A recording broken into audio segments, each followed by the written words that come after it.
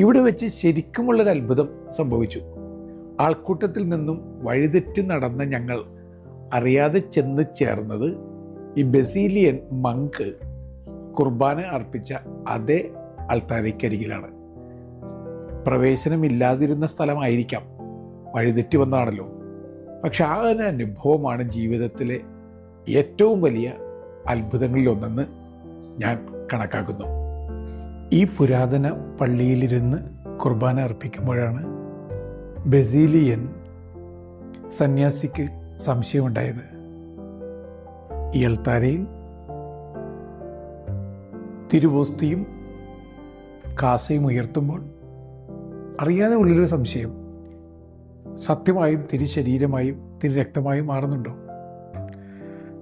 സംശയം മനുഷ്യർക്ക് സ്വാഭാവികമാണല്ലോ. ദൈവത്തിൻ്റെ ഇടപെടലുണ്ടായി കാണണം.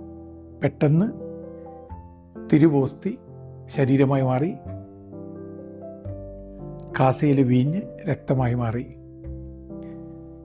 എത്ര അനിർവചനീയമായ ആനന്ദത്തിൻ്റെ നിമിഷമായിരിക്കും.